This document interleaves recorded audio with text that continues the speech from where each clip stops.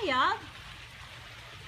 Well, I am blessed to be helping my mom out today, so I'm sitting in her backyard. How nice is this?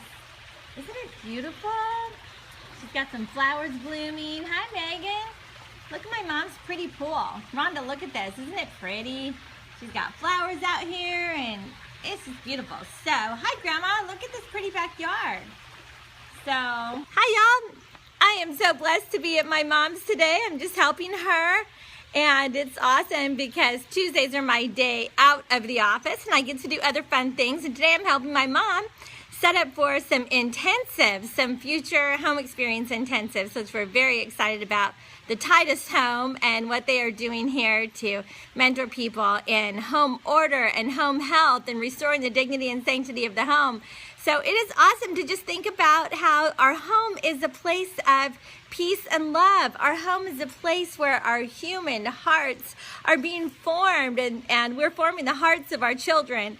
And I just want to give you a great idea to do this and to connect with your children. Talking about parenting today, my name is Trina Titus Lozano. For those of you who don't know me, and I'm a counselor and an ordained Christian minister. So thank you for the hearts and thank you for joining me. And I do Periscope with you every day at noon and 9. And this week I'm talking about parenting.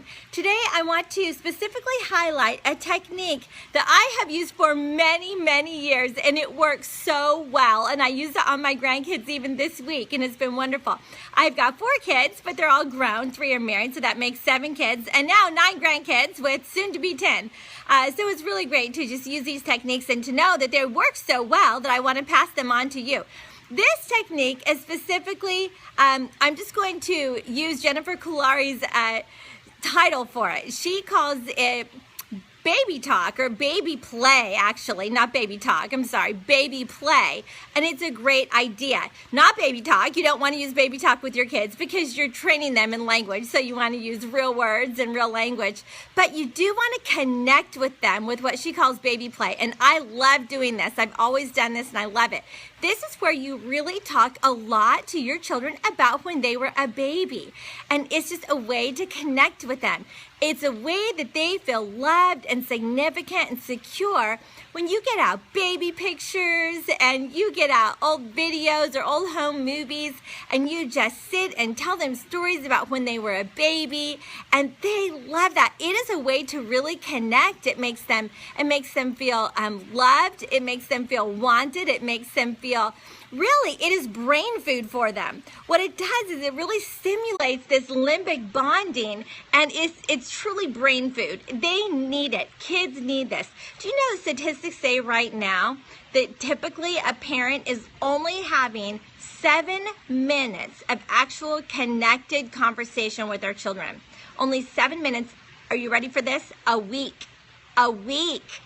And boy, it's easy to do if you don't think about it. You can just constantly be giving commands. You know, do this, don't do that. Come here, we have to go there. Do your homework. Did you do this yet? Did you do that yet? We'll do, buckle up, unbuckle, get in, get out, eat this, don't eat that, you know. And it can be constantly. She's becoming a big sister. She does need this. You're going to love this idea. This works for kids of all ages. Of course, well, obviously a newborn, you're just enjoying that stage of life. But even a teenager would love to just hear baby stories. My kids are adults, and even now they'll say, hey, Mom, who was the best baby? Or, hey, Mom, you know, how long did you breastfeed me? Or, hey, Mom, you know, was I a good eater? You know, so they even ask questions. But it is so fun to sit and have a conversation and to get out those old pictures, to get out old movies.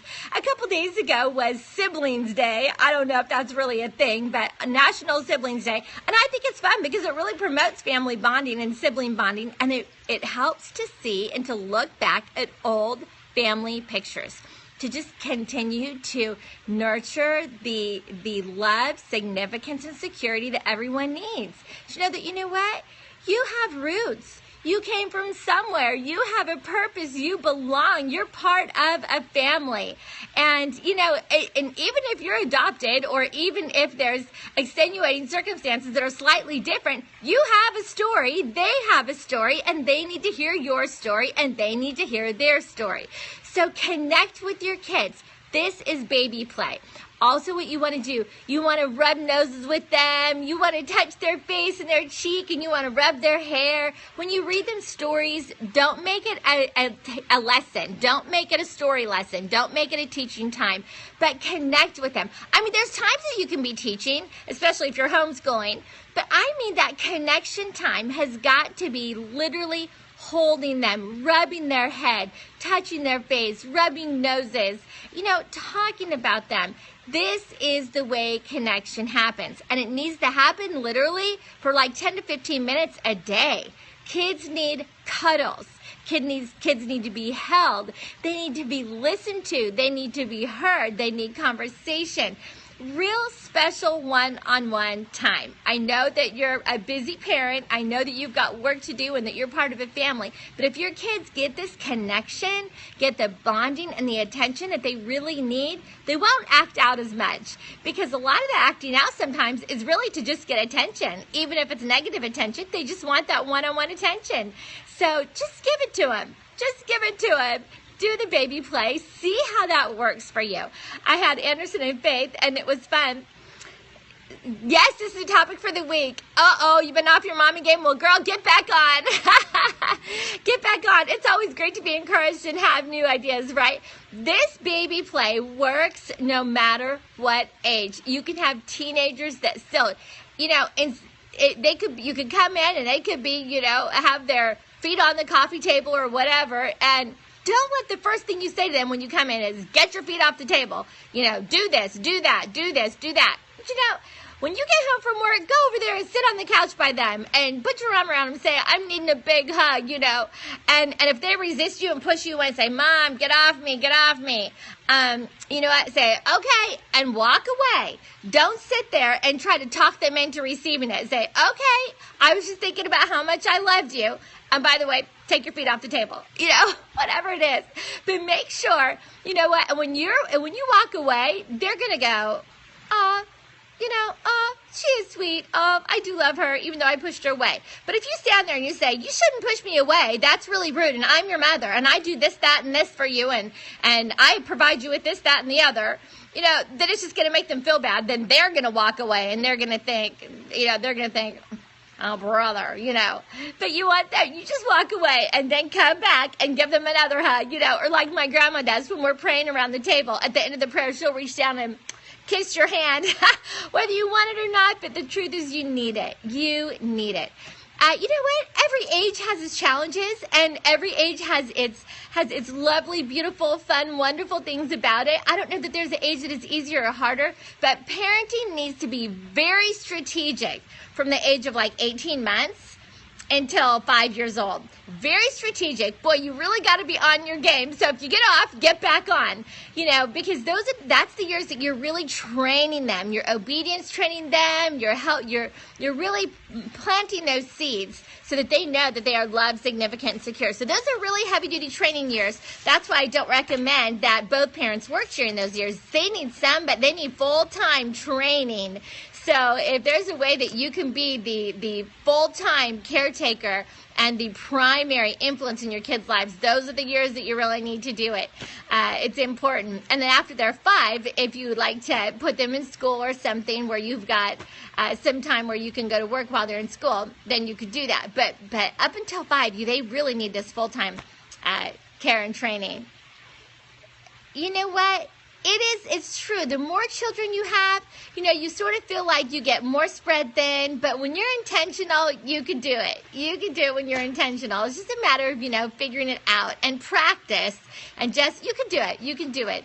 But each kid does need that personal attention. So just figure out a time and a way, even if it's just tucking them in at night or whatever it is, that you just have the little connection and that conversation, and that you have Eskimo kisses, and that you do something that just really connects with them. And don't forget to tell them their baby stories. They love that. They love the baby stories. You can tell them over and over and over again. Say your bedtime prayers with them. That's also a way to connect. But, just talking, that's huge. Okay, y'all. Tonight, I'm going to talk about, at 9 o'clock tonight, how to make your kids listen and obey, and why they're not listening and obeying. There must be a reason. Why are they not listening? So I'll be back at 9 o'clock tonight. Yeah, you like that? And remember butterfly kisses, where you kind of make your eyelashes touch. We call those butterfly kisses.